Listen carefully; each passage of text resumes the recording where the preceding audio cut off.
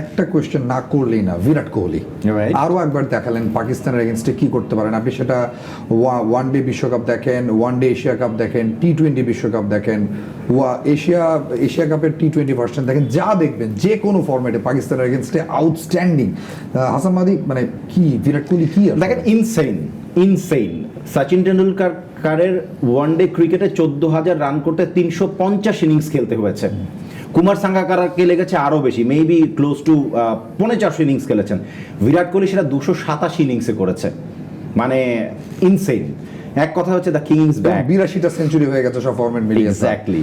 এবং জি, ওয়ানডে ক্রিকেটের সবচেয়ে বেশি সেঞ্চুরি তো তার আগেই হয়েছিল, সেটাকে 51-তে তুলে নিলেন, মানে আনবিলিভেবল একটা প্লেয়ার। এবং আজহারউদ্দিনকে টপকে এখন ভারতের ওয়ানডেতে সবচেয়ে বেশি ক্যাচ তার, যদিও ওয়ানডে ইতিহাসে সবচেয়ে বেশি ক্যাচ ধরেছেন আরো দুজন আছেন, রিকি পন্টিং এর ক্যাচ হয়েছে। আমরা বাংলাদেশের ম্যাচে ফিরতেছি। Hasan Mahdi, if you have any questions to Tushar ভাই, আমরা টিম কম্বিনেশন নিয়ে আসলে আলোচনাটা করব। এটা নিয়ে আসলে মনে হয় যে মানে লেজে গোবর অবস্থা, কাকে বাদ দিবেন, কাকে খেলাবেন, সবাই যে ভালো ফর্মে আছে সেটাও না। আমি যদি একটু জিজ্ঞেস করি যে সৌম্য সরকারের ইনক্লুশনটা কি দলে খুব জরুরি প্রথম ম্যাচে, যেটা মনে হয়েছে আপনার কাছে দেখে, যে আমরা শান্তকে ওপেন করিয়ে মাহমুদুল্লাহ রিয়াদকে যদি ফিনিশারের রোলটা দেই, সেই ক্ষেত্রে জাকের আলী অনিকও দলে থেকে যায়, আপনি অনিককে বাদও দিতে পারবেন না প্রথম ইনিংসে তার পারফরমেন্সের পর।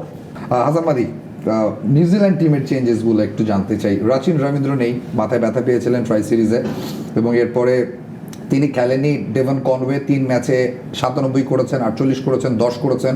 উইল ইয়াং পাকিস্তানের সাথে সেঞ্চুরি হাঁকিয়ে বসেছেন। রাচিন রবীন্দ্র ইজ ফিট, যদি তাকে ঢোকাতে হয় it's a big decision. I think আপনি মানে ইয়াংকে তো বসাতে পারছেন না। ইয়াং ডেভন কনওয়ের জায়গায় আপনি ডেভন কনওয়ের জায়গায় রাচিনকে যদি খেলাতে চান খেলাতে পারেন, অথবা আপনি উইনিং কম্বিনেশনটা যদি ধরে রাখতে চান সেটাও মানে আই থিঙ্ক একদম fair enough.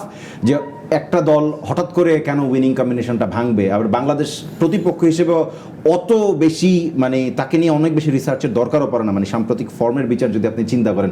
Wicket batting paradise, so এই জায়গায় খুব বেশি পারমুটেশন কম্বিনেশন নিউজিল্যান্ড যাবে কিনা সেটা নিয়ে আমার প্রশ্ন আছে। আচ্ছা, নাথান স্মিথ, নিউজিল্যান্ডের যে স্পিনার রয়েছেন 3 জন, তুষার ইমরান, ব্রেসওয়েল, স্যান্টনার, ফিলিপস, 3 জনই ডেফিনেটলি ওয়ার্ল্ড ক্লাস স্পিনার। তারা জানেন যে তাদের রোলটা কি। এই 3 জনকে নিয়েও জানতে চাইবো। তার একটু নাথান স্মিথ বোলিং অলরাউন্ডে যিনি রয়েছেন, তিনি লাস্ট ম্যাচে পাকিস্তানের সাথে মাত্র 2 ওভার বল করেছেন, 20টা রান দিয়েছেন। তাকে দিয়ে আর বোলিংয়ের কোটাই পূর্ণ করেননি ক্যাপ্টেন। তাকে আজকে বাংলাদেশ টার্গেট করবে কিনা? হ্যাঁ, বিকজ অফ তার হাতে কিন্তু অপশন ছিল। হ্যাঁ, 6 নম্বর মানে বলার হিসাবে, হ্যাঁ 6 নম্বর বলার তো অ্যাভেলেবেল ছিল, এবং আমার কাছে মনে হচ্ছে 6 নম্বর বলার ভালো বল করেছে। এই জন্য একজন জেনুইন বলারকে হয়তো বা ততটা লাগেনি। বাট আমরা কিন্তু স্ট্রাগল করবো এই জন্য আমরা কিন্তু জেনুইন 5 জন বলার নিয়ে খেলি। একজন যদি মানে কারণ মার খেয়ে যায়, তাহলে কিন্তু ডিফিকাল্ট হবে 6 নম্বর বলারটা কে। ওদের হাতে যেহেতু অপশনটা আছে, এই জন্য কিন্তু তারা কাজে লাগিয়েছে। আজকে হয়তো বা সিনারিও অন্যরকম হতেও পারে, বিকজ ব্যাটিং প্যারাডাইজে খেলা হচ্ছে। সো এখানে বলারদের কিন্তু অনেক বড় দায়িত্ব। আপনি কোচিং ক্যারিয়ারে আছেন, ইটস বিন লং। আপনি যদি বাংলাদেশ টিম ম্যানেজমেন্টের এই মুহূর্তে একটা পার্ট হতেন, মেসেজটা কি হতো? এরকম ডু অর ডাই সিচুয়েশনে কি বলতেন আপনি? ডেফিনেটলি ফেয়ারলেস ক্রিকেট খেলতে হবে, নো ডাউট, বাট সাথে ক্যালকুলেটিভ ক্রিকেটও খেলতে হবে, ইম্প্যাক্টফুল ক্রিকেট খেলতে হবে। যার ইনিংসটা ইম্প্যাক্ট ফেলবে মানে টিমের ভিতরে, সেই ধরনের ক্রিকেটটা খেলতে হবে আমার কাছে, যেটা মনে হয়। ফিয়ারলেস ক্রিকেট খেলার জায়গায় আমরা আছি। ফিয়ারলেসের সাথে ইম্প্যাক্টফুল রাইট। আমার কাছে মনে হয় যেটা, তাই বলুন তো, যে বাংলাদেশের হারাবার তো কিছু নাই।